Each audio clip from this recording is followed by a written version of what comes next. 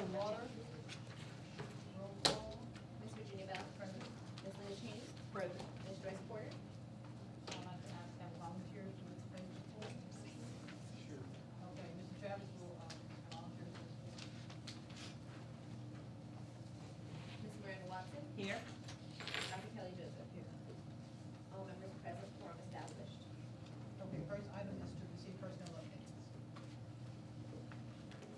Good evening, board members. In your folders, you will find the personnel report for July. A couple things I want to highlight. First of all, we are fully staffed at the ELC, so we have all our teachers for the ELC. Another thing that I really want to highlight is the number of people that will be going to the TAP program this upcoming year. Like I said, we already had 3 people who qualified to receive the TAP certification because they've already passed Practice 1. We have some onboarding teachers coming in that has already passed Practice 1, and they will be eligible for that TAP program as well.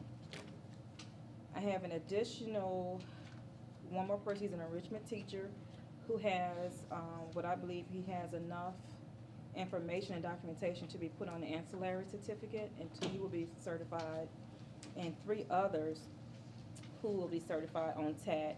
They're taking Practice 1, so if they don't successfully pass Practice 1, then with the TAP program, the BEST is already approved to waive the master's degree.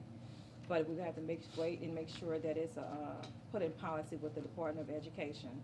And if once it's put in policy, then those teachers who have master's degrees will be eligible to move to a TAP program as well. So we're still working hard trying to get more of our uncertified teachers certified so that we can have highly qualified teachers in the classroom.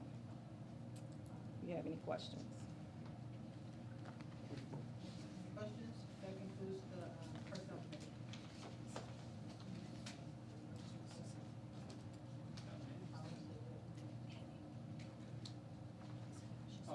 Committee's called to order. Mr. Allen Travis, Here. Ms. Linda Cheney, Present. Ms. Joyce Porter,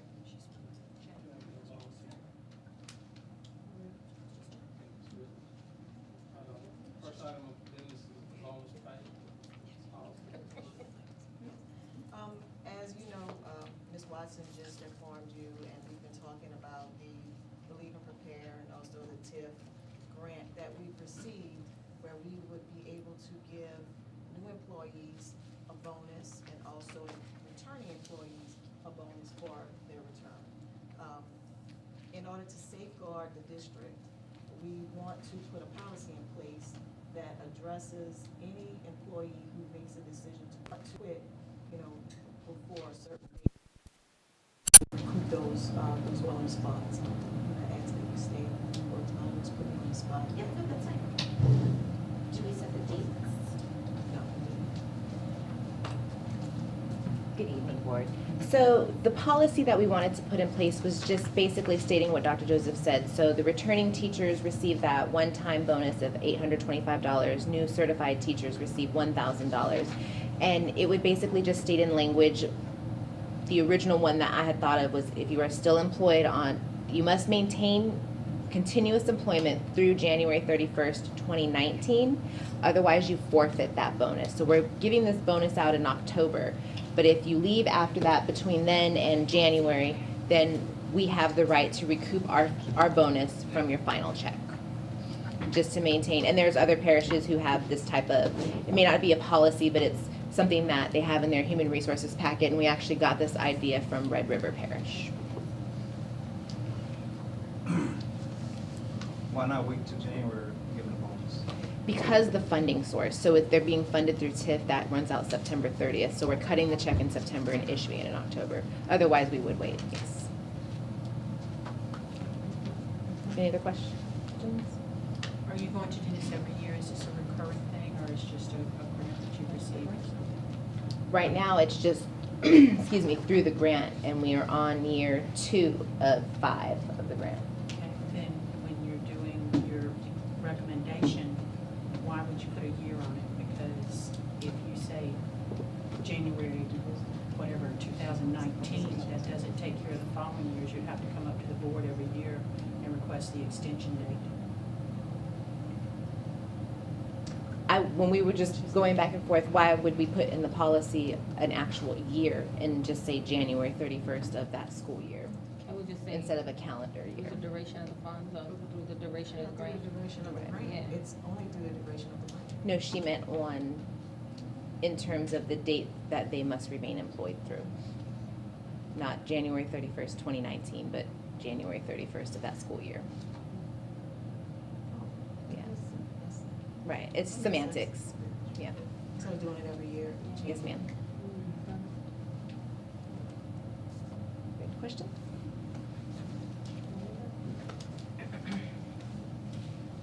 Any further discussion on that?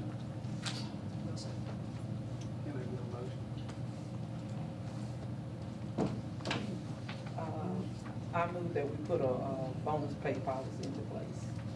The motion's been made, seconded, to put the bonus pay policy in place. Vote. Al Travis? Yes. Linda Cheney? Yes. Barbara Lilly? Yes. All yeas, motion referred to the full board. Mandatory direct deposit policy. Yes. As you all are aware, we've had some issues with some bank fraud. And in order to reduce or mitigate the issue, we are requesting that we implement a mandatory direct deposit paid for all of our employees. And we're also moving forward and doing that with our vendors in order to eliminate any paper checks. What happened with fraud?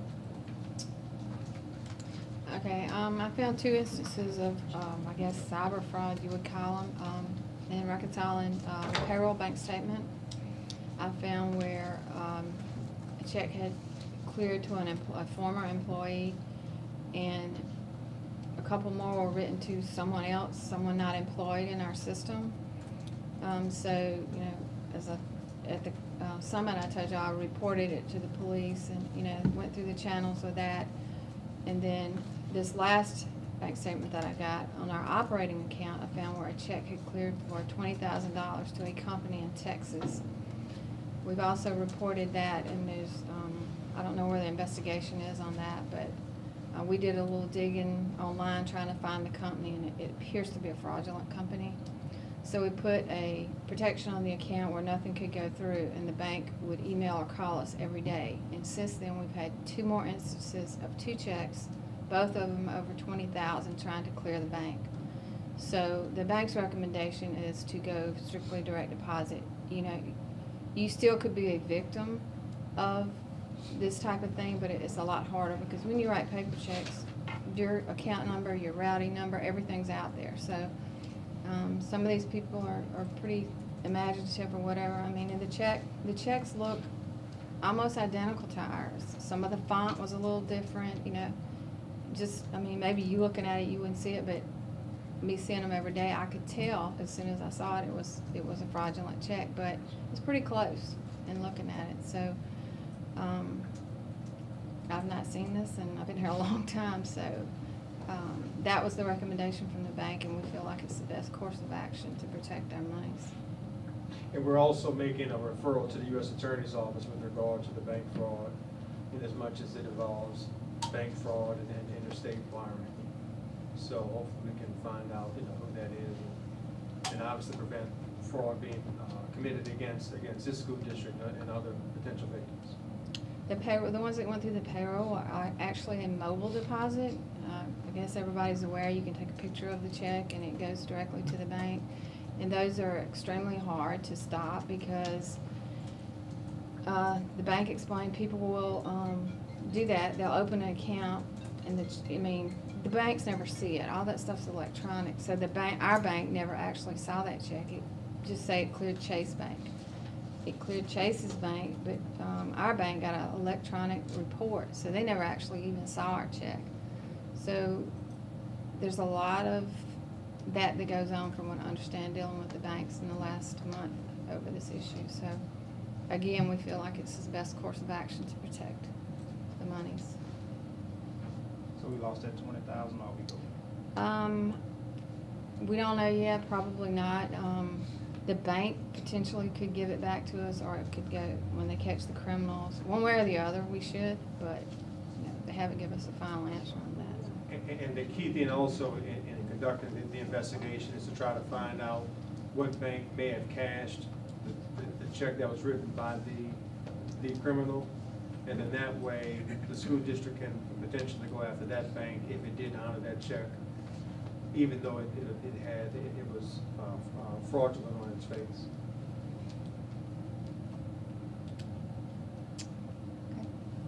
So we're asking approval to move forward with the mandatory direct deposit of.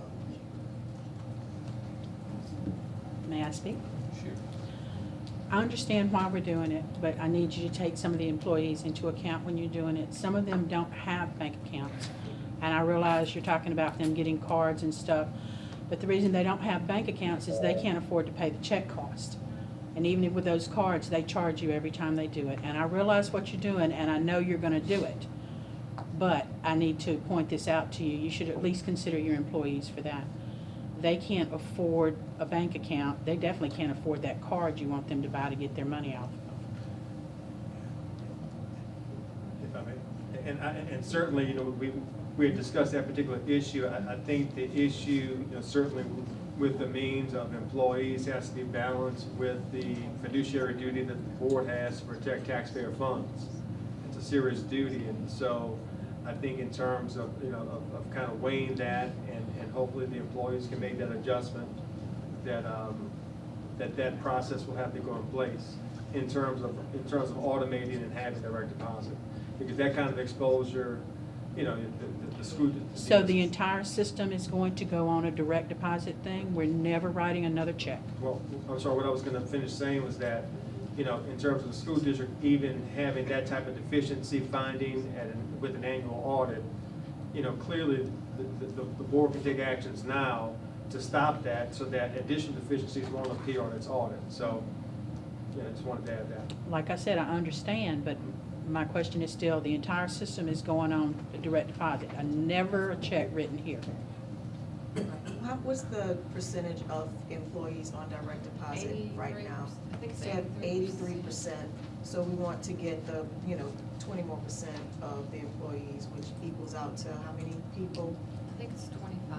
About 25 people to get on direct deposit, so that we could avoid the exposure of potentially, you know, thousands of dollars being taken out of our accounts by fraudulent activity. I mean, you have to I weigh the understand options, that, and the but my option question, for us is to make sure that we protect the school system. I understand that, and you did a remarkable job with that, but that didn't answer my question. We're never gonna write another check in this board?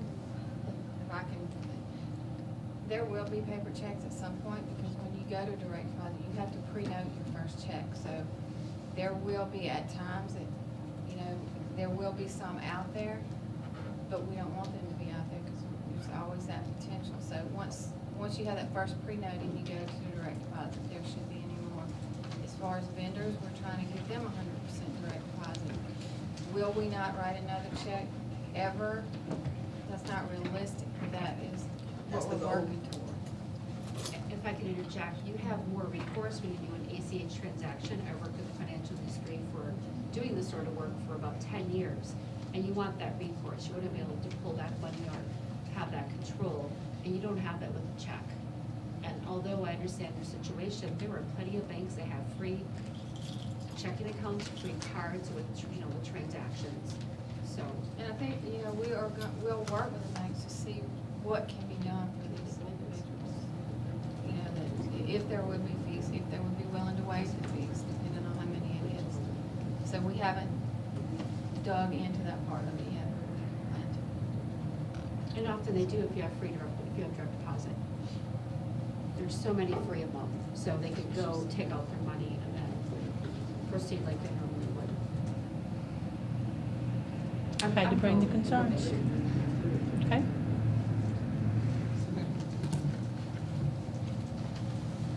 All right, is there any further discussion? Can I get a motion?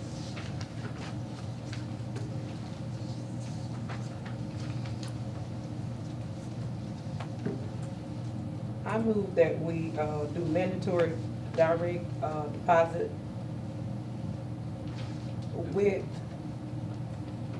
I wanna discuss this, have you guys had the opportunity to discuss this with the employees? I guess that's my question. So, we need to make them aware of it first, and then move from there. So,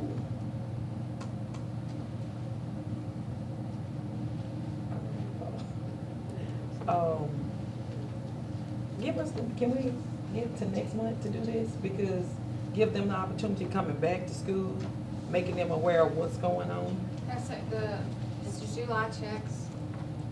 Of course, they've already gone out, the August checks for the employee, the teachers and the 9-month employees, they've already been cut, so they will get paper checks. New Okay. employees going in, teachers will get September. August checks for 12-month employees will be new money, so that would be something we haven't created yet. So there is most of the August checks they're made already. I think the conversation with the employees should be what opportunities are available to them to receive the free cards and, you know, other options that they can have. I don't think the conversation should be around whether or not they would approve of it, because we're doing this to protect the district and ultimately it protects all of our employees. But just giving them an opportunity to make them aware of it. This is what's gonna happen, so let them get that option to say, okay, I want a bank card, I just wanna go direct deposit. Just giving them that option. Yes. Not just putting it on them, you know. Right. But we definitely know that it's for the best interest of the May I make a system. suggestion? Sure. You're gonna do this, and you're gonna do it tonight. Why can't you put a 30-day notice to give the employees a chance to come up here and talk? We're gonna make the transition for these 25 employees as smooth as possible. That is not a, I that's mean, not a I question.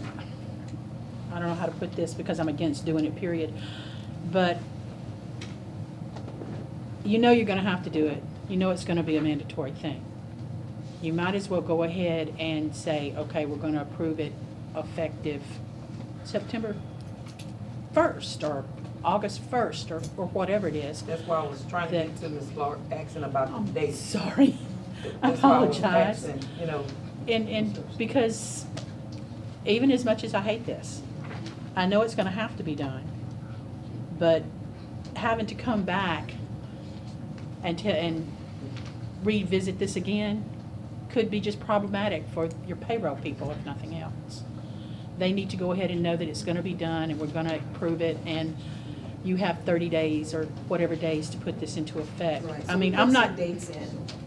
Yeah, we have dates. We have effective September 15th, right?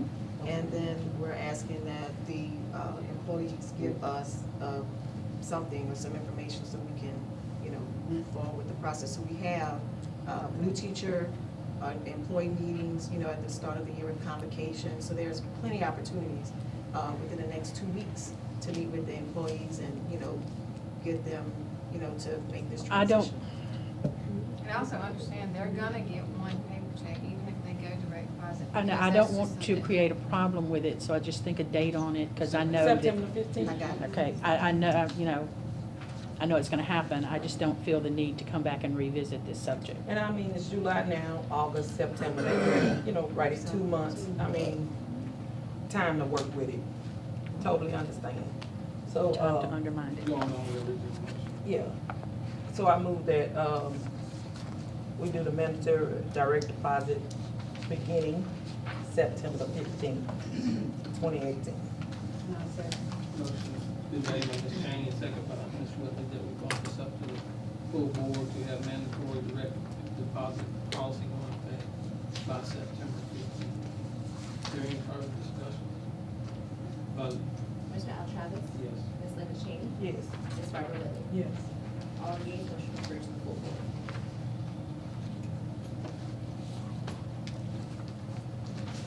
That it? Includes policy. Building and Ground Committee will come to order. Roll call. Ms. Linda Cheney? Present. Ms. Joyce Porter? Present. Ms. Barbara Whitley? Dr. Shirley Joseph? All members present, quorum established. First item, maintenance facility plan for 2018. Ms. Ann Tanner, maintenance coordinator. Good evening, board. My name is Ann Tanner, your maintenance coordinator. I would like to provide, well, I have provided you all with our maintenance repairs and how they relate to our district vision. In your package, you will find a copy of the report of the maintenance issues. First, we're going to go with our district vision, which is to develop a productive school culture that increases student achievement, improves teacher effectiveness, and builds public confidence.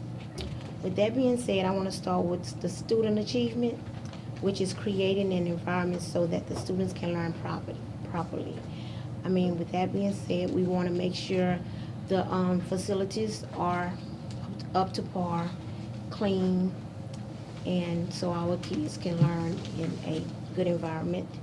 Teachers' effectiveness, we need to clean and have and maintain our existing facilities so everyone can, of course, learn in a nice facility. And public confidence. We want to implement standard operation procedures to follow for each school site so that everybody will be on one accord, and if they have any maintenance issues, they can always call, they know the procedures, the proper procedures to follow and to do just that. The next page you will see at the Early Learning Center, we have done a lot of improvements to our schools.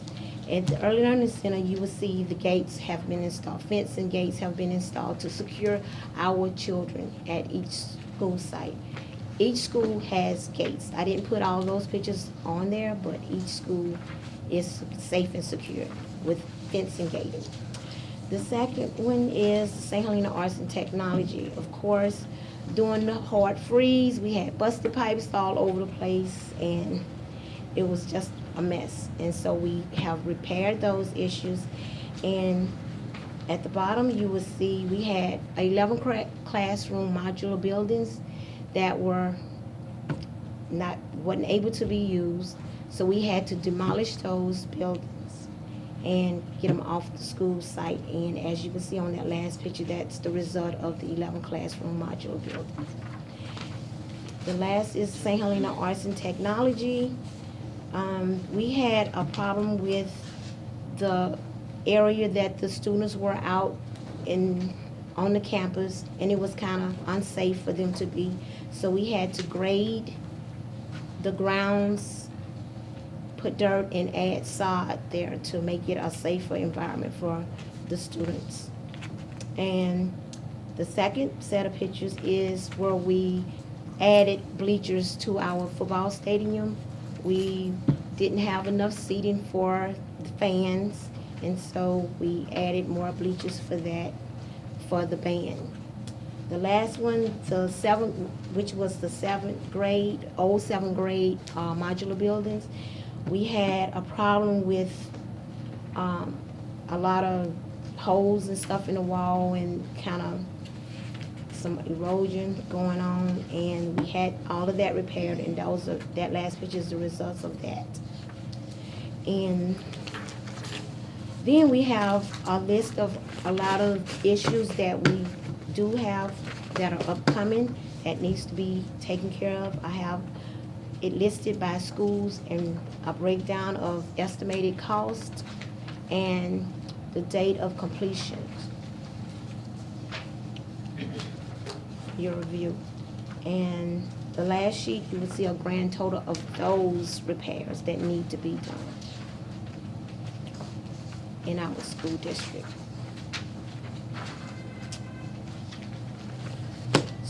So I with guess that, I have one question. okay? I see at Charter, plumbing, is this something that's urgent that needs to be taken care of? I see baseball, I know that's Yes. but, okay. All of those repairs are being taken care of as we speak. I just had to list them for you all, just to see what was going on. And of course, there are gonna be a lot of others. They just not listed. I'm These sure. are the items that were reported That were early in the school year. We have the teachers list all of their maintenance concerns for their classroom, and then the school principals also list their maintenance concerns for the school as a whole. And these were things that were listed in the estimated cost for it. So these are on dock to get repaired before the start of the school year. Yes, ma'am. We just wanted to make you aware of the issues that are at the schools and the costs that are associated with it. So this is minor though, because we're about to get that major renovation. That's why I was asking. So do we have to do this before that major renovation? Yes, but the major renovation doesn't include these items. That's what I Right. was asking. Yes, these are items that need to be repaired at the existing ones. That's not gonna be, I see the Facebook, because the students are gonna be in there using them Of every day. course, yes. Yes, they definitely need to be good. And that cost is not that much. I looked at that second. and that's portion of probably it. gonna be an ongoing thing because the kids do go in the restrooms and kinda jump on the toilets and the face bowls, and so but we just have to get it done, and they will be done. Okay, question? How many doors you talking about at the gym? 2 main doors. They- Those are the big metal doors that are located on the back side of the gym, on the side back of the gym. They have been vandalized several times, and they have gotten so bad that we can't repair the doors, metal doors.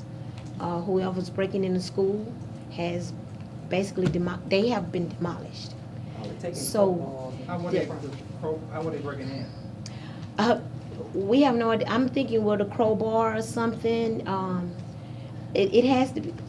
We're thinking it was more than just students doing this, because you have to have some manpower to bend those metal doors like they are being. So they bend them at the knob and the hinges? The knob and hinges, the door itself it's not even a door really, because it's kind of busted or loose from the frame. I mean, you would have to see it to see what I'm talking about, because we've been trying to figure out. What kind of doors are we going back? I mean, what, We're gonna have to were go these back. heavy duty doors or just Yes. regular metal doors? They were They heavy were- duty doors. Those Yes. were doors that were replaced when we did the renovations in the gym, so those are new doors. And they went in and they had to have, like you said, use a crowbar, just kick the doors in really hard to have that type of damage to it. I mean, the door is bent. You can't even repair them at all. I understand that, And but- we tried putting, the locks, the latch locks you can put on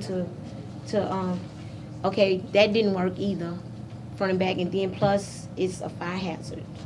So we had to, You might make sure the next doors have those bars around the edges where you can't stick nothing in and pry it, like a metal plate.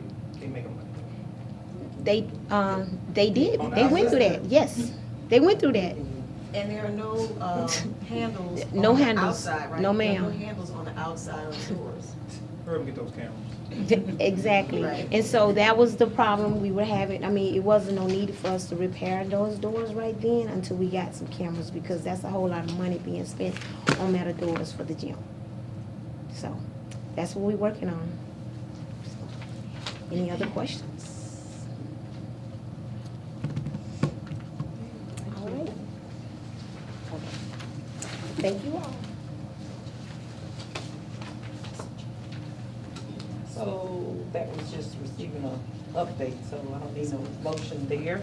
So that concludes the Building and Ground Committee. The Education Committee will come to order. Roll call. Dr. Byron Hurst. Present. Ms. Virginia Bell. Ms. Linda Cheney. Present. Ms. Tammy Cornish. Here. Dr. Candace Robinson. Present. Dr. Kelly Joseph. Here. All members present, quorum established. We have one item on the agenda, Alternative Pathways School. Yes, as we talked at our board retreat, we wanted to include an alternative pathway school for our students, for our at-risk students, our students who are struggling academically in a regular education setting, and also to help them with behavior issues and to learn interpersonal skills. So we are looking at I guess, the first year, or this upcoming year as a pilot, to see how well it, or how successful it will be.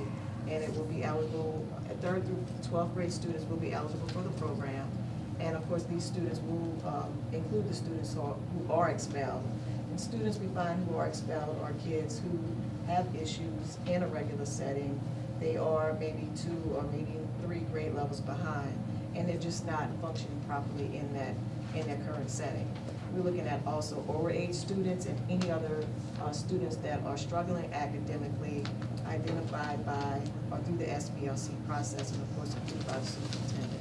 So we're looking at a mixed method of instructional support where they will get virtual academy access. If they are behind in their coursework, they'll be able to take those courses to get, up with their graduating cohort, or even excel if need be. They would also have access to the enrichment or elective classes at the high school, because we're going to move it from the ELC to the College and Career Academy. So we're looking at a minimum student population of 10 with a maximum of 20 for this school year. So what I need is approval to move forward with having this type of a school as a pilot, and then I'll bring back the information for you at the end of the school year to let you know if it was successful or not with these kids. To move forward the following year with a full-fledged alternative pathways school. Have we decided who's gonna be the instructor there? Yes, we already have the teachers. But you have like an administrative chief person who's over that, or that? The school principal is over it right now, yes. I know there's a need for alternatives for some kids, but my concern is the 3rd to 5th grade being placed in this setting amongst older students. There's no way we can do a transition classroom at the lower elementary schools for that population. I know it may require extra employee, but I just have a concern with those 3rd through 5th graders, with those older kids. May I weigh in? So we would have 2 staff members. One would be working with our younger population, ideally 3rd through 6th grade, and one would be working with the older students. We'd also have a teaching assistant to support those students too. Currently though, looking at the population we have now, we have 1 6th grader and the rest are high school age. So if I take the 6th grader with some 7th graders in one group, and then 8th and those older kids in another group.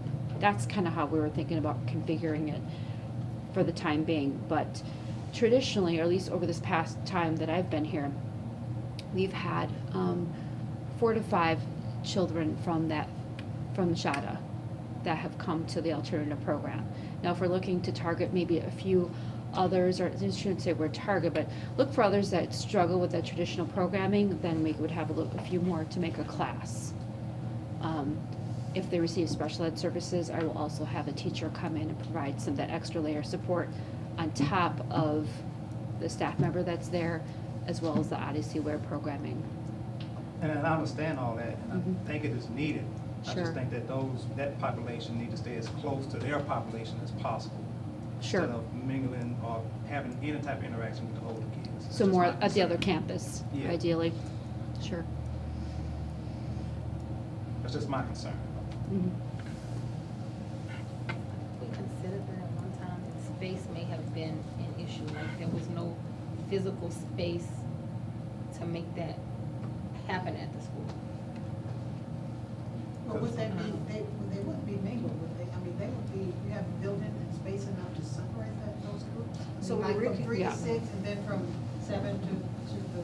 Well, they'll definitely be in a different classroom. I think what Dr. Hurst is talking about is just them being on a high school The campus. campus itself. Yeah, with the older kids, but they will be in those 4 modular classrooms that are in the back, and that's completely separated from where that back area was where the junior division is, where the cafeteria is, and those classroom spaces there. Well, that all is going to be reconfigured. So we're going to move the 7th and 8th graders into that was formerly the freshman building, take the 9th graders and move them in that hallway where the 8th graders were, and that separates all of the kids, from everyone. on campus. So their schedule and everything would be different. So, but I understand what Dr. Hurst is talking about with those, the smaller kids being on the high school campus. But, we do have the safeguards where they would be located on the campus, where they wouldn't mingle with, none of the kids would actually mingle with any of the other students that's on the campus. And I'm also looking at it from a different perspective. If you can keep them as close to their setting, maybe they can have a transitional period where they were effective in this teacher's classroom. So they may not need to be in that one room all day long. So for that hour, or those couple of hours, they can go to this teacher. Or this other teacher, they were having challenges, then they can report here, so that teacher can do her job and that student can get the help they need. So you take them out their environment to a whole different setting, then psychologically, they think, okay, I'm not with my peers, I must be in a bad place because I can't be there. But if they're there and you can slowly transition them back into their regular setting, it may be more effective. Just, you take them out and put them with the bigger kids on another campus, and then you take them back to their campus, and eventually when they get out, if they get out, then they're fish out of water. Now they gotta go back to the routines and procedures of everything. That's my concern. I was thinking if we could leave them still at the ELC like they were housed there, the 3rd through 6th.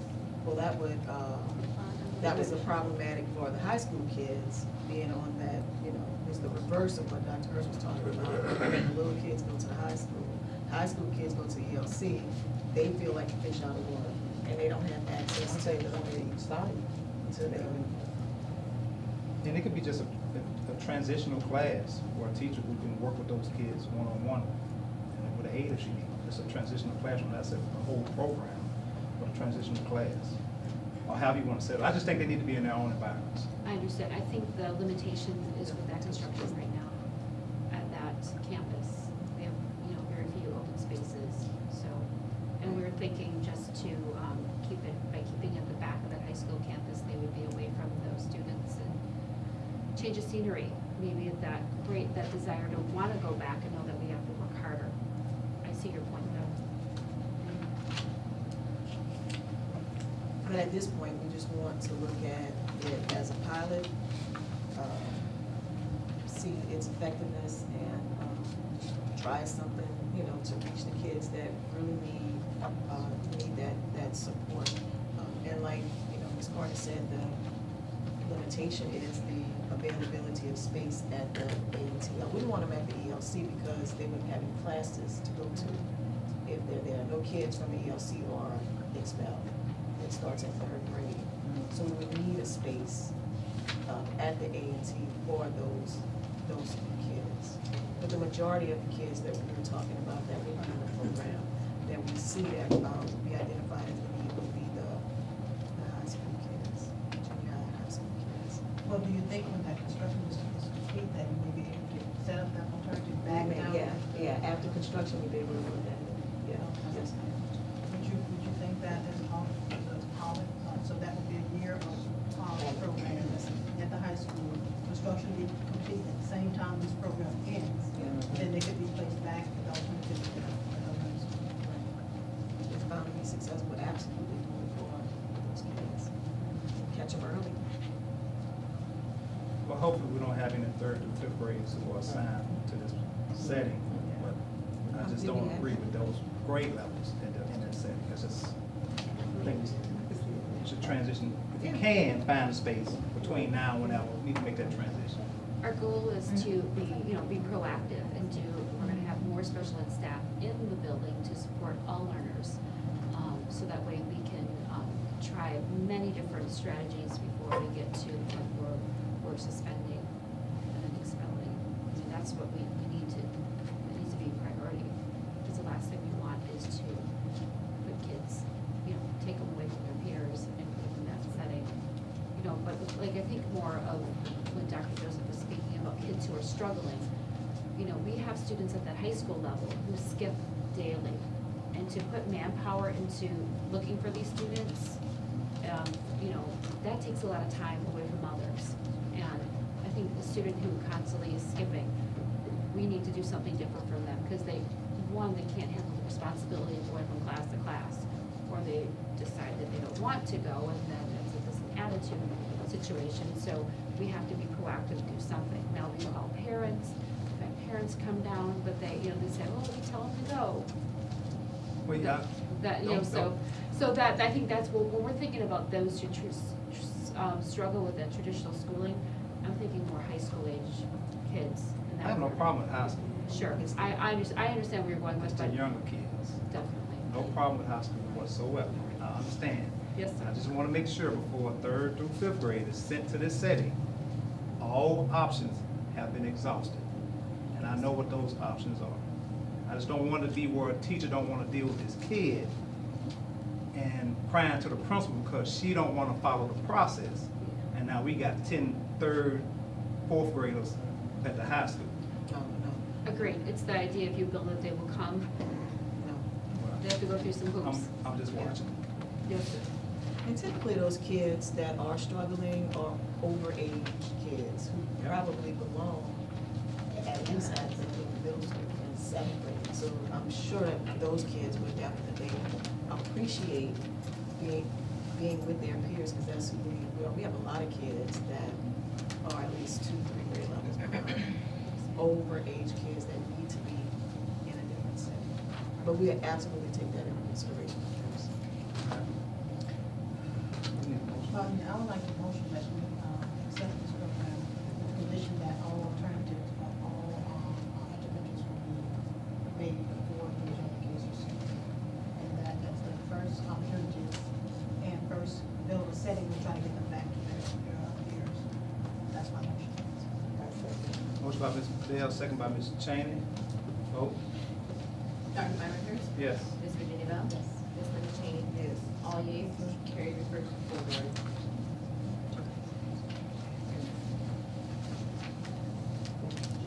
That concludes the education. Athletics committee is called on. Mr. Allen Travis. Here.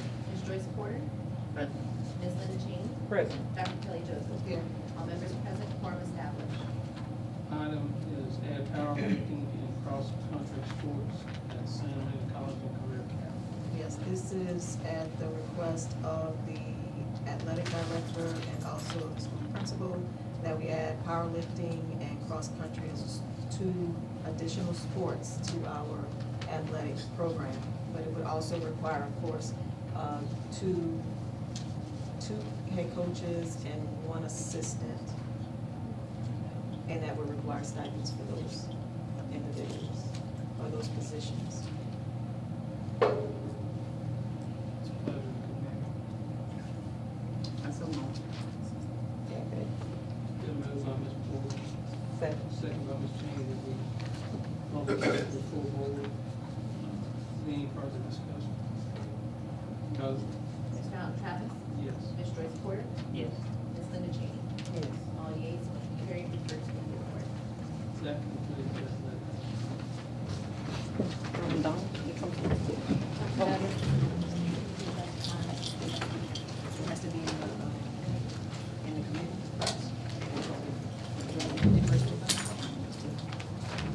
Father God, we thank you.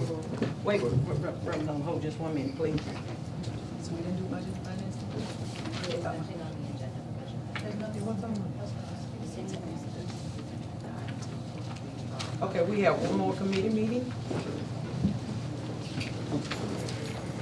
budget and finance committee report will come to order.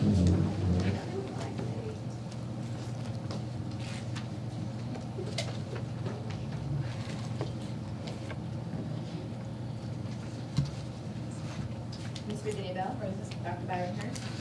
Present. Ms. Linda Cheney. Present. Ms. Amy Pettigrew. Present. Dr. Kelly Joseph. Yeah. Okay, we'd like to entertain a motion to add an item to this agenda. Approve the year-end budget revision for the annual operating budget. Okay, we have a motion by I have a motion to add the annual operating budget. Revision. Dr. Hurst. Second by Ms. Cheney. Any other questions? We'll take a vote. Ms. Virginia Bell. Yes. Dr. Byron Hurst. Yes. Ms. Linda Cheney. Yes. Motion carries. Okay, first item on the agenda is to approve the annual operating budget revision for 2017-18 fiscal year.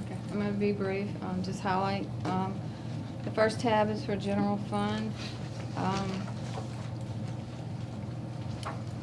You'll see the total, revenues were $9.2 million, and we're amending down $285,000. As I spoke at the summit, our student enrollment was down, so we lost over $200,000, between $200,000 and $300,000 in MFP funding. So we're revising to $8.9 million.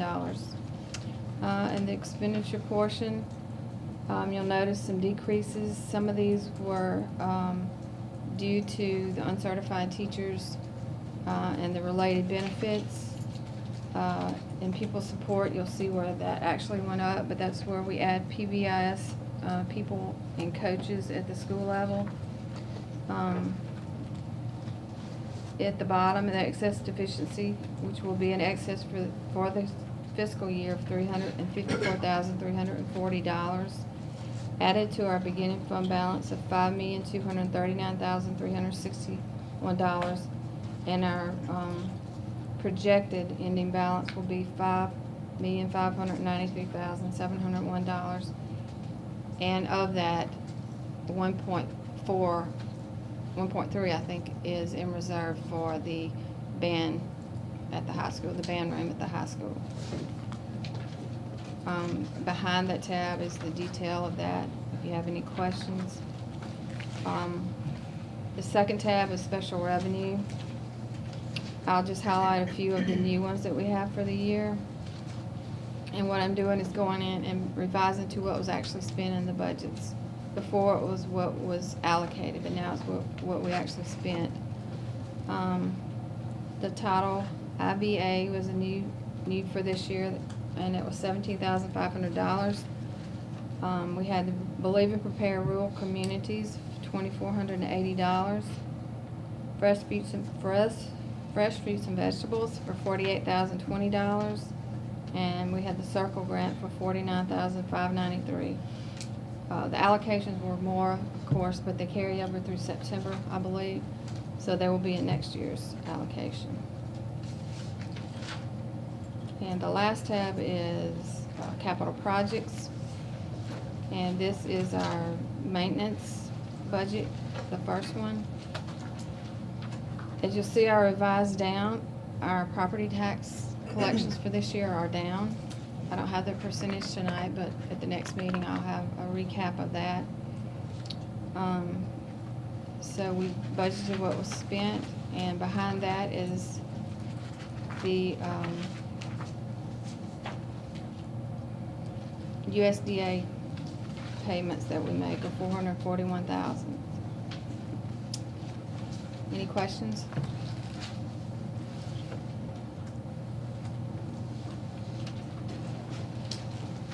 So moved. Okay, we have a motion.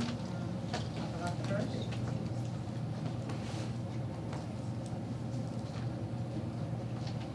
That's it. And second from Ms. Manning. Any other questions? Take a vote. Ms. Virginia Bell? Yes. Dr. Byron Hurst? Yes. Ms. Linda Cheney? Yes. All yeas, motion carried, refer to the board.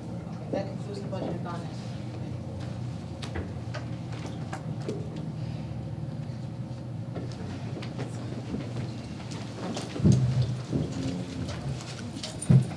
Father God, here we are again. Thank you on this 19th day of July 2018. Father God, we thank you for our superintendent. Thank you for this wonderful school board, individually and collectively. Father God, we thank you for the wonderful ideas that have been put forth today. Give us grace to follow, that these children may be successful, be best that they can be in this coming year of school time. Lord, thank you and wish you all the fame, blessed action in your name. Thank God. Amen. Amen. I pledge allegiance to the flag of the United States of America and to the republic for which it stands, one nation, under God, indivisible, with liberty and justice for all.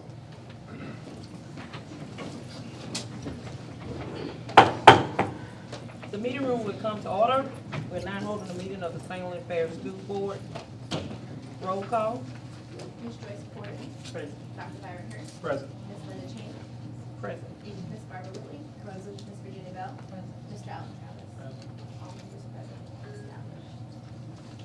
Item B, approve minutes and agenda from June 14, 2018 committee meeting, June 14, 2018 regular board meeting, and the current agenda. You want to do all those collectively? I also move to approve those collectively. Motion by Dr. Hurst that we approve all of them collectively, second by Ms. Porter. Any questions? No questions, motion shall pass by general consent. Item C, superintendent's report.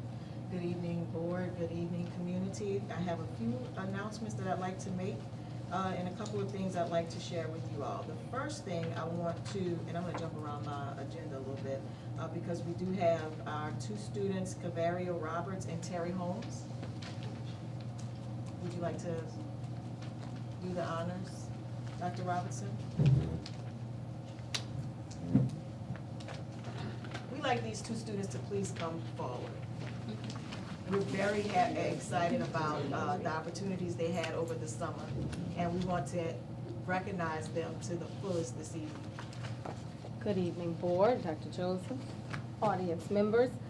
We had an opportunity this summer to utilize our remaining SCA funds to have a Jumpstart Summers program. So I went to the high school, I talked to a couple of kids. We targeted students that were either overage or just had an interest in different CTE pathways. And so we targeted about 20 students. But then when it actually came time to get the program started and for everybody to give up 4 weeks of their summer to come, we only had 2 students who showed up on the first day. They went to North Shore. They took an auto tech class in the morning. On Fridays, because we're closed on Fridays, so on Fridays they went to Yaya's Auto Body Shop down Highway 1042 from 8 to about 2 in the afternoon and did some job shadowing. So they did 3 Fridays. The last day of class, because the students did well, they took the ASC certification exam, and our 2 students passed, so they each get a certificate.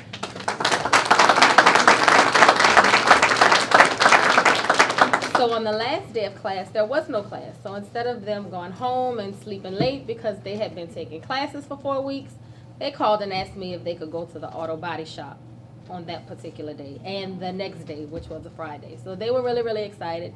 The instructor had nothing but nice things to say about them. He's excited about having them come back in the fall to take a different class. So the way the program was set up, each student would get a $400 stipend.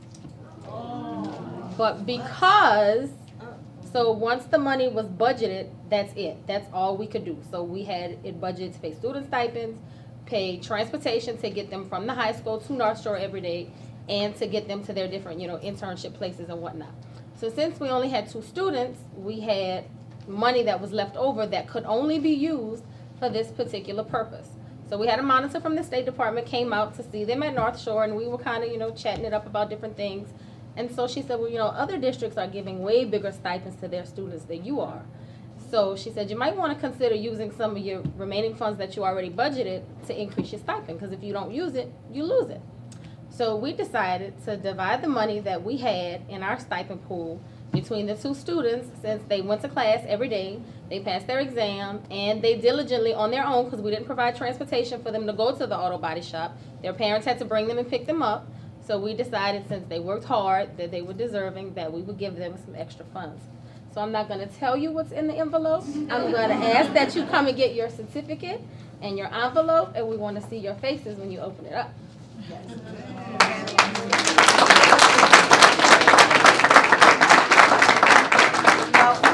Come back up, and also with their parents, with the parents, please come forward. We want to see your face when you open it up, though.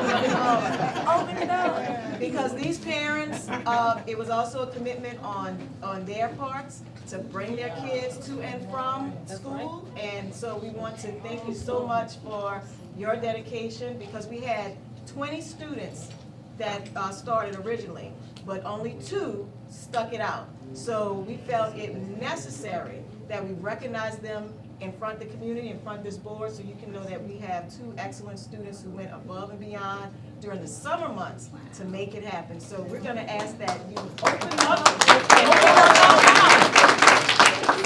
open it up and tell us the amount. We've been a little nosy, right?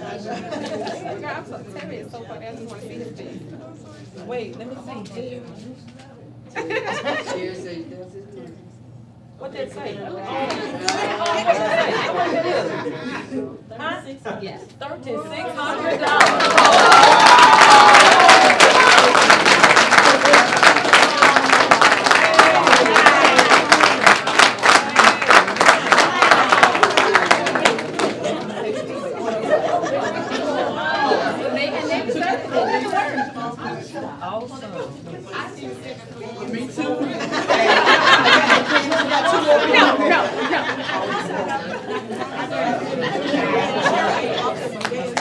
All right, Terry.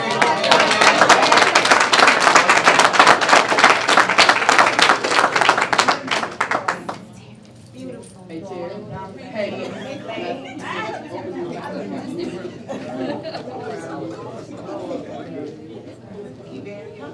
Open your bank account. It was absolutely necessary to give these students all the funds and all of the things that were due to them, and we wanted to show them that when you commit yourself to something and you stick it through, and you work hard for what you want, you reap the benefits of it. So we can't thank our parents enough for making the commitment as well to get them to and from where they needed to be. So thank you so very much for being such awesome parents.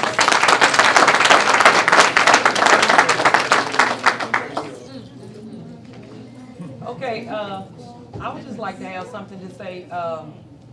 These students have something in their hand that says that I am ready to do some type of work when I leave here. And that is outstanding, outstanding. You have something that someone else don't have. And you're making yourself marketable right now. So that's job well done. Keep up the good work. Any other board members? All right, Angela Miles is not here for her presentation, so I'm gonna move on to the next things. My last thing will be going over to. She had asked, you know, in August.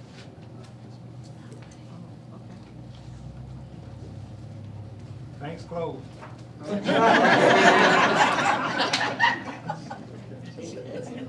All right, well, the next item then, school starts August 6th. So we are very excited about the next school year and all of the work that we will put into making sure that our kids get the resources and supports they need to be successful. One thing I want to recognize that we do every year, every student will receive a folder with all of the beginning of year information in it. So it contains the emergency contact card, welcome to the new school year letter with some ways to develop a growth mindset. That will be our focus for this school year, and get our kids to understand while things may be difficult in class, it doesn't mean it's not doable. And so you have to have the positive attitude to want to learn this new rigorous curriculum that we implemented this past school year. So it is important that all of our kids believe in themselves and believe that they can be successful if they just work hard and try, because the work that they will have to do next year will be more rigorous, and but it is doable. So in there also we have the grading scale so parents can understand and know how their children will be graded. Also some information about logging on to the Student Progress Center. Any parent can log on and keep track of their children's grades throughout the school year. We also have bus safety information, food service information, just all of the things that a parent needs to know and a student needs to know at the start of the school year. We also provide every student in the district a planner. We're waiting on the high school planners.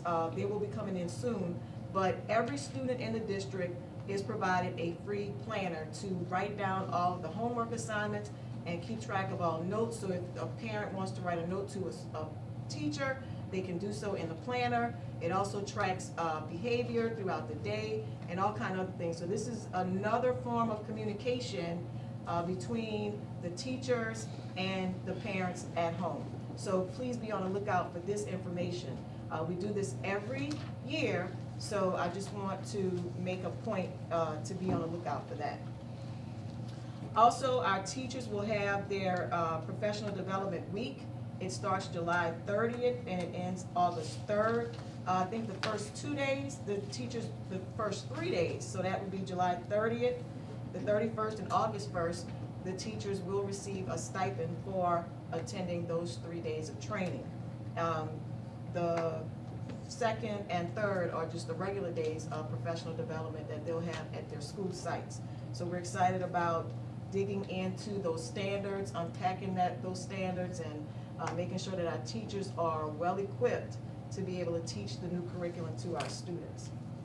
Which brings me to the last item of my presentation, which is the results for 3rd through 8th grade and EOC English Language Arts, Math, and Social Studies results. As you know, the State Department released information for those particular subjects and grade levels. So I want to, once again, discuss the changes that have occurred within the accountability system and how the State Department is grading schools and how the information is reported.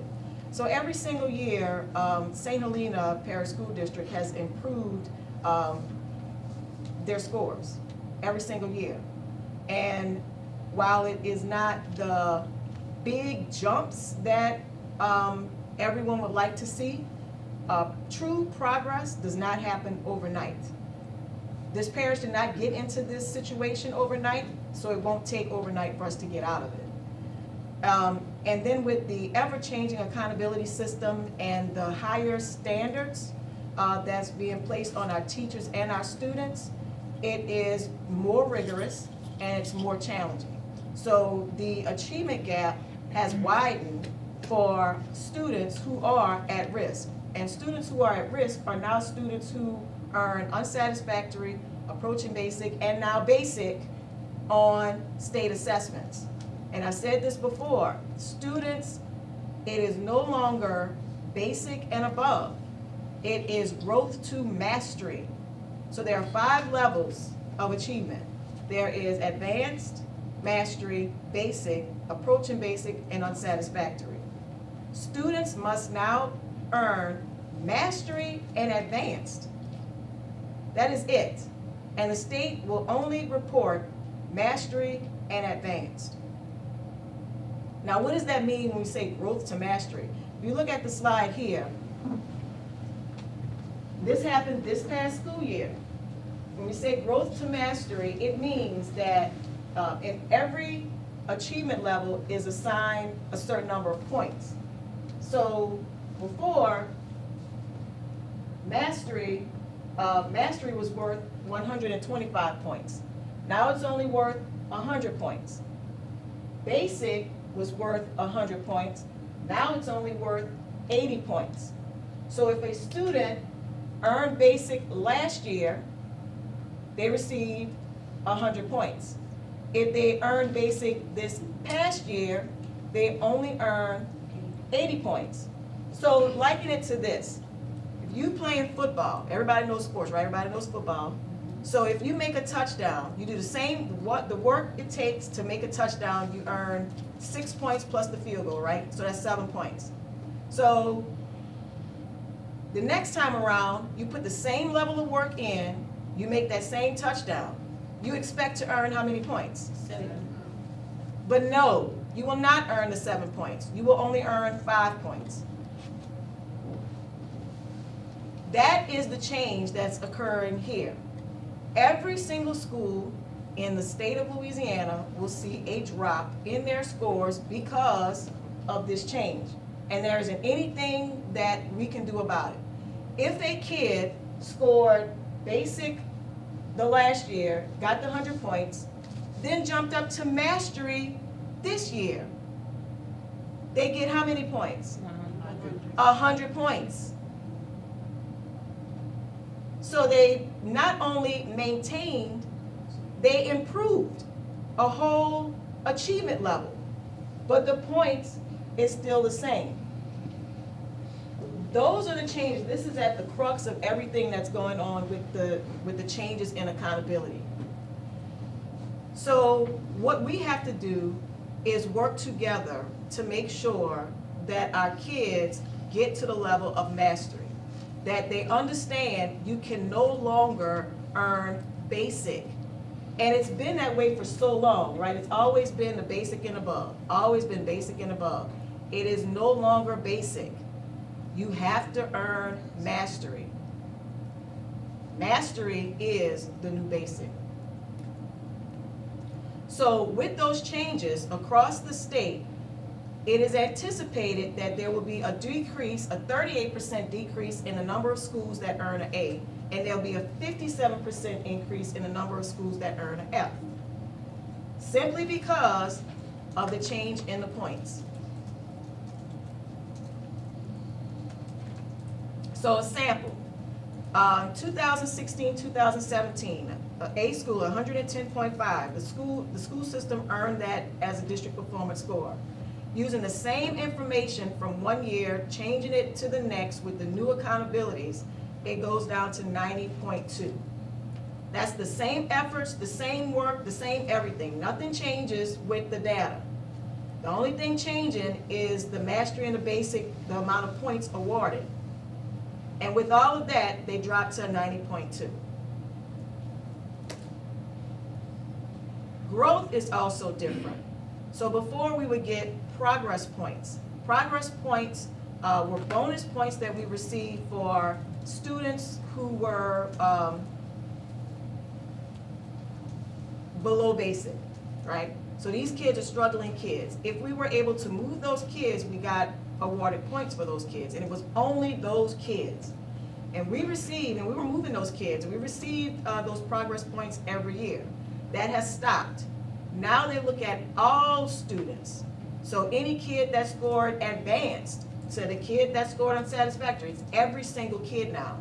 So if any kid moves forward or improves to get to mastery, I don't want to get too technical because I don't want to confuse anybody, but the objective is for kids to get to mastery, right? And they have from 3rd grade to 8th grade, and then from 8th grade to 12th grade to get to mastery, okay? So if they meet their growth target every year, then those kids get 150 points, okay? If they don't meet their growth target, so let's say a kid has to earn 10 points. You earn 10 points on your test, you met your growth target, that's great. But if you don't, then you're in a different pool with a bunch of kids that are similar to you. And then the question is, how well did you do relative to your peers? Does that make sense? How well did you do based on all of the other kids in the state that are similar, by similar things like you? For example, if you're a special ed kid, low socioeconomic kid, you know, if you're looking at all those kids together, how well did you perform within your group? And then based upon that, they will give you X number of points.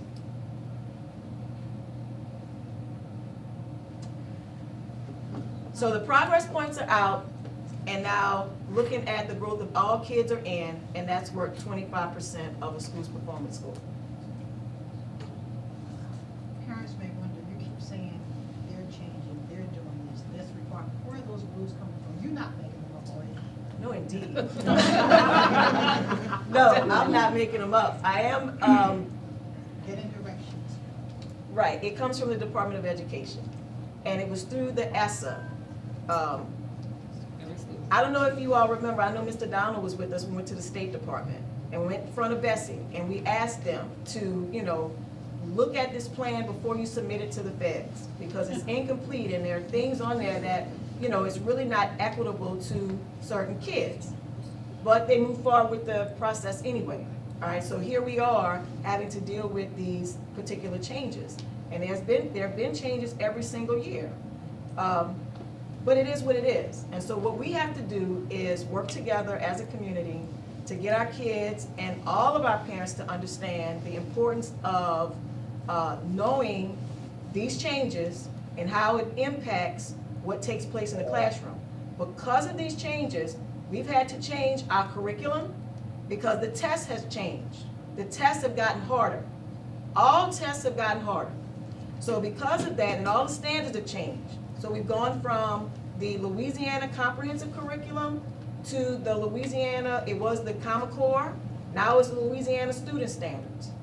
So we've got to teach those standards to our kids. So that's a different way of teaching, that's a different way of learning. That's a new curriculum.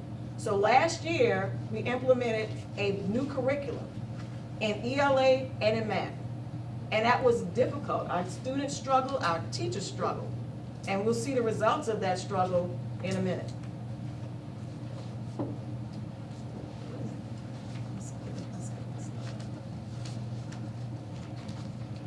So board members, I shared this information with you all at the board retreat, and I made some extra copies too for the community.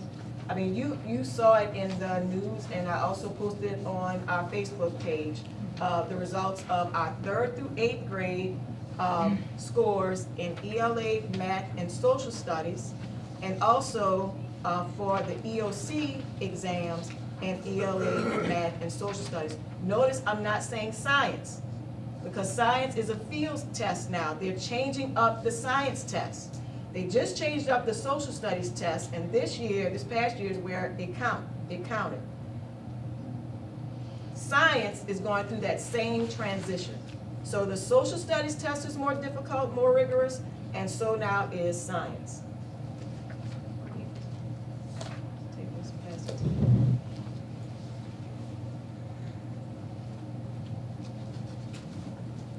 So this is a copy of our students and the percentage of students who scored at the advanced, mastery, basic, approaching basic, and unsatisfactory categories for 3rd through 8th, and then also for English 1, English 2, Algebra 1, and Geometry EOCs.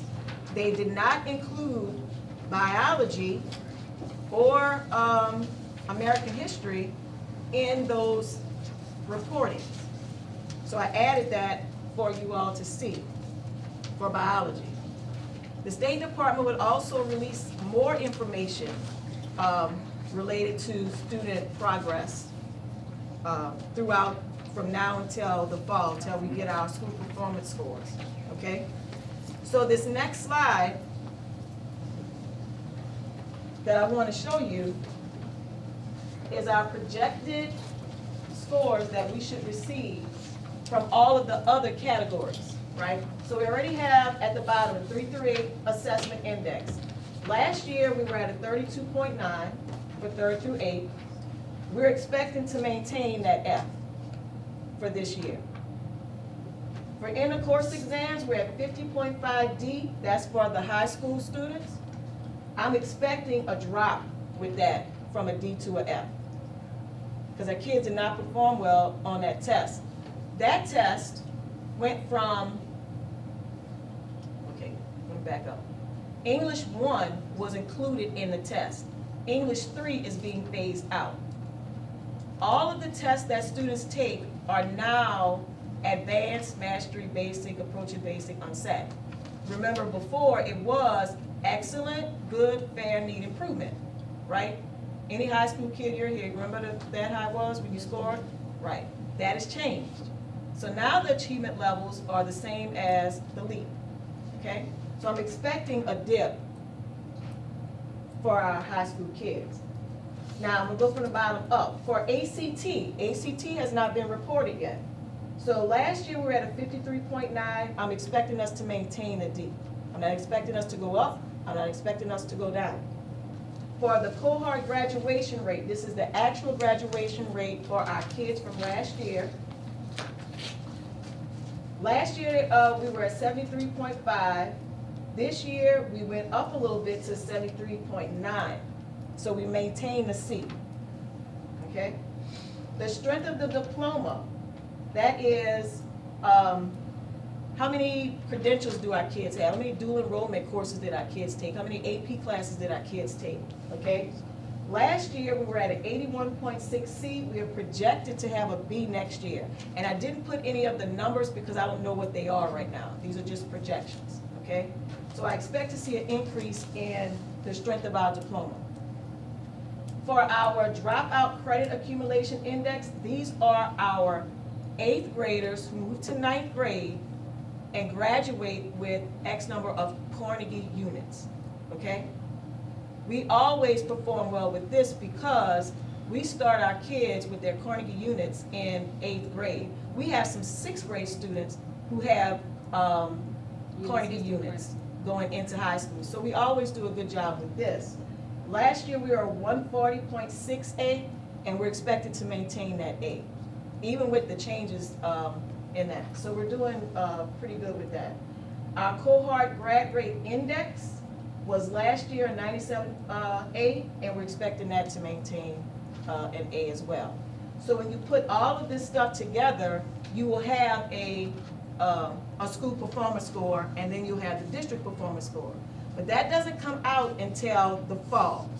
And they didn't put a date out yet when it will come out. But last year it came out in November, so I'm expecting it to come out in November as well. So the only information you've received in the news and in your hands now are our 3rd through 8th grade ELA, math, and social studies scores, and our EOC scores in ELA and math for the high school. So we're waiting on the other stuff to come in. Any questions about any of this?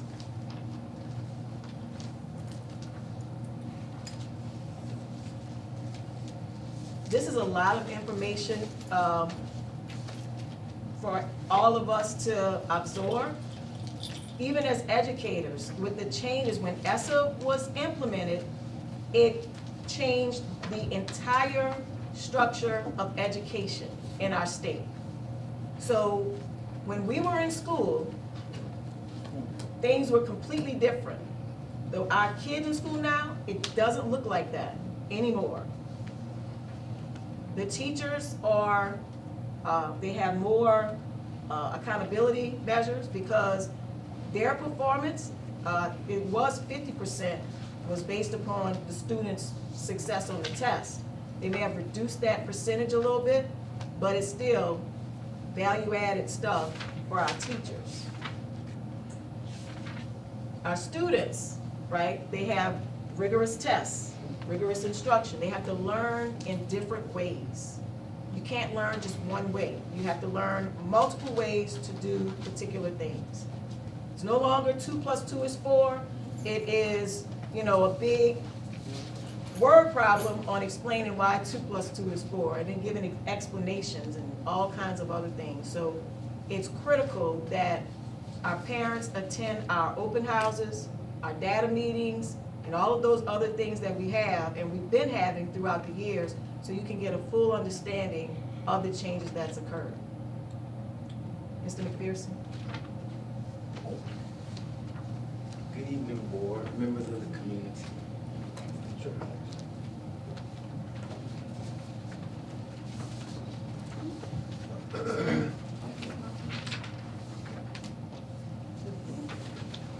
Good evening, board members of the community. As our superintendent has stated, we're expecting a drop in our scores.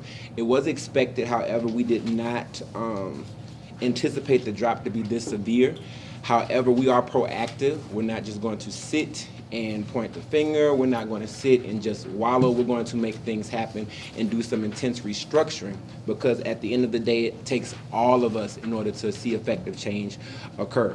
So the big thing is seeing beyond basic. We actually heard it the entire year. Mastery is a new basic. Mastery is a new basic. Now we're seeing, when numbers and on paper that mastery really is the new basic. So it has to be embedded into our school culture, into our district culture. At the A&T, our school theme is beyond basic. We have to be beyond basic in whatever we do. That's our school motto. That's what we're going to do. And how we teach, how we dress, how we walk down the hallway. Beyond basic, beyond basic, beyond basic. Because mastery is not the ceiling, now it is the floor. So we want to make sure that it's at the school site, because if we reach the kids, as Ms. Cheney told us this morning, it will trickle down to the parents and it'll trickle out into other stakeholders in the community.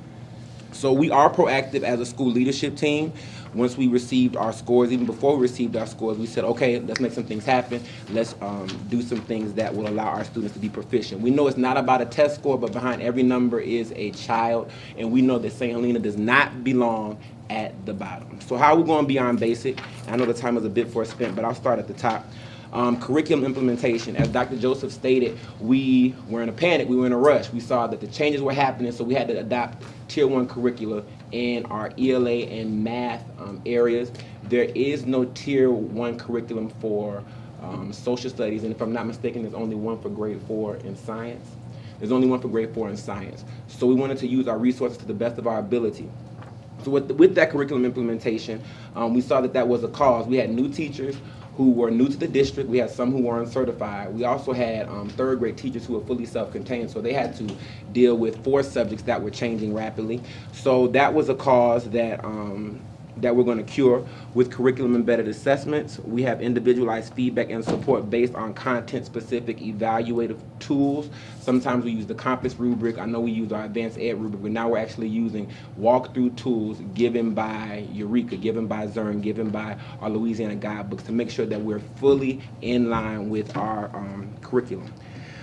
We are also awards of the Striving Readers Comprehensive Literacy Grant with supporting ELA from ANET. This will include training and curriculum implementation. We noticed that there was, every year, we can't keep teachers. We also have subs, but we need to be proactive. Thankfully, with our district staff, we were able to award our certified teachers with signing bonuses totaling $1,825 through our TIF grant. We also have opportunities for continued education and certification where teachers are able to attain advanced degrees, and they're also able to attain their certification.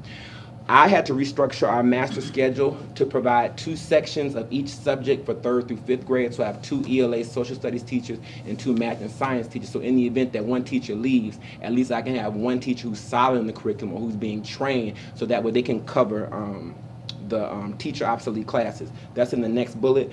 We're providing stipends to our teachers to provide support to teacher obsolete vacant classes during planning. So that way, if this ELA teacher has her class, but then there's another teacher that's out, she can still go in there and provide support and be compensated accordingly. Last year, I'm not going to say that we just had a school year that was unsuccessful. We did make differences in in the lives of children. We had great improvements in our behavior, but if it's not reflected in the student achievement, then what's the purpose? So we had a lot of different things that attributed to that. One of that was the fact that we looked at our leadership teams and we didn't have enough people who had that instructional skill set to really provide support and feedback to our teachers. So now we've restructured the leadership team to include an assistant principal and a master teacher at Ashada. This assistant principal will not serve in the traditional capacity of a disciplinarian. Myself, the assistant principal, and the master teacher will focus our primary attention on academic initiatives, and we also have an in-school suspension coordinator who will take the bulk of the discipline responsibilities at the discretion of the assistant principal. We also have all of our PBIS events tied to academic improvement. A lot of times we saw that kids were misbehaving, so we would do some things, but they weren't tied to actual academic improvement. So this year we're going to make sure that all of our PBIS awards and initiatives are tied to academic improvement and progress. On the back, I only have 2 more causes. With maximizing instructional and planning time to improve support, observation, and feedback. So our non-certified teachers, as they go through our program, they're able to receive 2 45-minute feedback sessions, including their normal cluster days and the normal training that they get as teachers, but they're also given 90 minutes extra feedback a week. We're also implementing a weekly instructional monitoring cycle. A lot of times we would have a day-to-day and then we have a cluster day, but now we're making it a continuous cycle, and it'll be a habit for our students in our schools and our teachers. Monday we'll have a data disaggregation day with for goal settings. So when the teachers submit their lesson plans on Wednesday, they actually have those goal settings in mind. So on Monday we have these goals. So when you turn in your lesson plan on Wednesday, we should be able to see that. Tuesday they will have their normal or professional learning community or cluster. Wednesday we would do announced classroom observations, and these would be accompanying the unannounced observations that we would do as leadership team members, along with our district staff, including our district master teachers, or executive master teachers, excuse me. Thursday would be the time we would include feedback to the teachers, and Friday would be a student work analysis. We just weren't making a lot of good ground with our planning time. We have to have set, established things, what we're going to do. The teachers do have a 30-minute lunch break, so that'll be the time where they break. But when we're planning to make sure that our students improve. I also extended our ELA and math blocks to 90 minutes, so that was also a part of our restructured master schedule. And the first 30 minutes of class will be standards-based remediation. We did include Hawk Hour last year, but we used the MobiMax due to the fact that we didn't believe that all of our teachers could provide quality support in ELA and math, because the majority of our teacher population was subject specific and they were departmentalized. So with this, the first 30 minutes will be standards-based remediation, and they'll have another 60 minutes to go into their core content for the day. We're also implementing a school-wide reading program. We are every 9 weeks, we're going to look at our ELA guidebook curriculum, and we're going to look at the words that the students need to know, because we do know that word recognition is key in literacy improvement. So during those grade level meetings and also during faculty meetings, we're going to sit down with our ELA staff and we're going to highlight those words that students need to know, and we'll implement that with our PBIS initiative to ensure that our students are really making progress. Community awareness, we're starting a monthly academic boot camp. We did have PTOs in years past, and we're just seeing that, parents aren't coming to the PTO meetings, so we're not going to keep saying they're not coming. We're going to give them, initiatives that they can support. We saw that they did come to a lot of our open house events, so we're going to use that to our advantage every month. Around the progress report time, around the report card period time, and around the time when we do our interim testing or our benchmarking, as some districts call it, that's where we're going to have academic boot camp, where the parents can come in and see how's my student, progressing in this content. What are they doing? I don't really know this curriculum. I don't know. Give me a few strategies that I can assist with at home, so that way every conversation we have, whether it's tied to the student, not behaving, the student doesn't have this, is always tied to academic improvement and instruction. And at the end of the day, this words on the paper is nice. It has nice little graphic and little lines, but I want to invite each and every one of you out starting August 6th to see this in action for yourselves, because I can stand here and I can talk and do everything that I can, but if it's not being implemented daily, then that's a problem. So we're just going to increase the level of accountability from the top down, and we're going to do our best to go beyond basic this year. Excuse me. Yes. What's the school-wide reading incentive program going to look like? The school-wide reading incentive program is going to include our 15-minute morning routine exercise, where the students will be given books to read on their own. During the first 9 weeks, it'll be at students' choice, but as we go through our RTI and our training, they'll be given Lexile appropriate reading materials, and that'll be done through the American Reading Company, who provides our guidebook text. What's going to happen is there'll be a home component and the school component. The school component, like I said, will be tied to vocabulary that'll be present in their guidebook curriculum. And then the students, if they choose to read a book at their leisure at home, they'll have to write a report, and they'll have to present vocabulary words that was tied to that particular book that they read, and the parents will have to sign. What's the incentive for them to do it? They will be given trips, so that will be a part of our PBIS initiative. So we'll do like a trip every 9 weeks, and that way they're able to actually read the book, and not just skim through it, rush through it, and we can actually monitor the progress and the implementation as well. We also have a summer reading program every year where we partner with the library to, they make sure that all of the reading materials are available to our kids.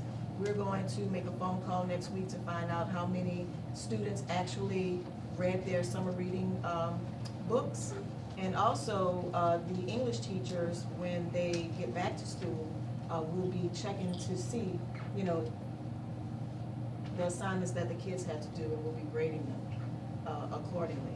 So there is a summer reading program every summer for our kids to read, to, you know, prevent that summer learning loss that happens when kids are just at home and their minds are not active.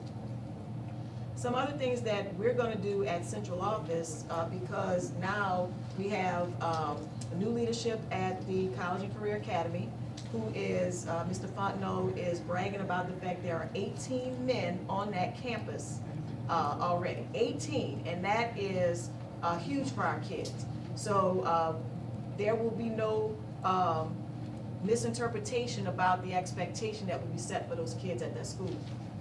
We will not tolerate, he will not tolerate any foolishness. You will get there and you will learn every single day.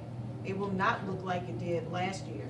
And so because of that, that frees up myself and our staff to go in, and we'll have a core group of external observers who will go in periodically and observe teachers in the classroom. And we will begin that on day 1. August 6th, when kids come in, we will begin those observations and provide that feedback to the teachers to let them know, you know, what they need to adjust to make learning more valuable to our kids. So we will also spend a lot more time at the ELC and A&T than what we did last year, because we spent a bulk of our time over at the College and Career because of the behavioral issues that we had. But we don't anticipate that next year. We expect to have a school year truly focused on students, and that's what I said at our board retreat yesterday and today. Our focus will absolutely be on students, period, and to a fault, adults will fall to the wayside, because everything has got to be about making sure that our kids get what they need. And if all of our adults want the same thing for our kids, then we are all on the same team. At a minimum, if you care about kids and you want the best for them, then we are all on the same team, because every single one of us at central office and at those schools want what's best for kids. So we are all gonna work together and put adult issues to the side. We will not entertain those things. We will only entertain what's in the best interest of kids.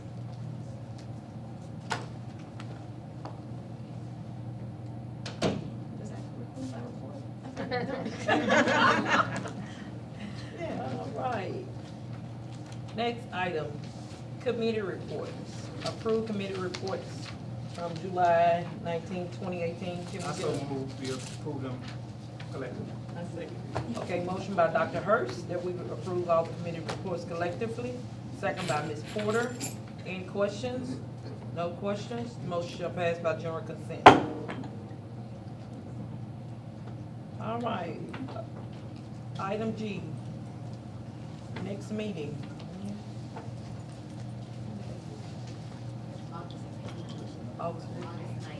August 9th, committee meetings beginning at 5:45, 354 Sydney Street, and the board meeting beginning at 6 o'clock, 354 Sydney Street. Closing comment, board members?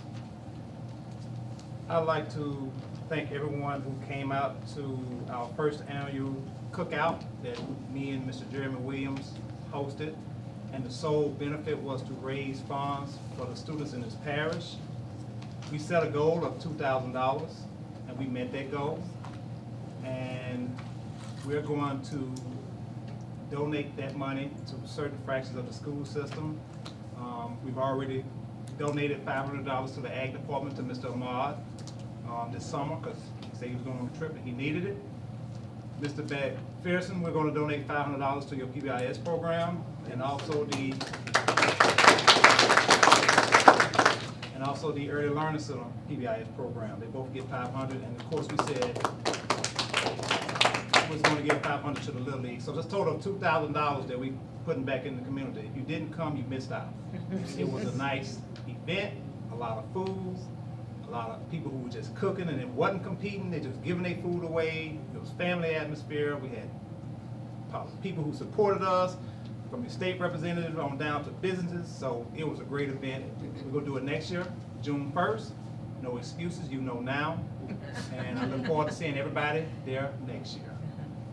And we'll present the checks at the next meeting. Mr. Williams is out of town, so we had to get a double signature, so we couldn't get it. Thank you, Doctor. All right, I would just like to say, I want everyone in here to do something, and that's to please spread the words to the people in your community about the changes with the accountability system. Please try and help parents understand what's going on with their children. Our request today at the board retreat, when those students come to school, that we inform them, the students, of how important it is for them. Because students, when they complete high school now, they supposed to be college or career ready. Those students supposed to have something in their hand to say, I'm ready to go to college, I'm ready to enter the workforce. And it's our job, it's our responsibility. It's about the children of St. Helena Parish, and we need to make sure that they understand. And if we get the message to them, hopefully they will be able to go home and convey it to their parents, so they will know the importance of these standardized tests. We're not making these tests up. It is rigorous. I sometimes even have to ponder myself when assisting my son with homework. It's very rigorous, and it takes some time for me to think.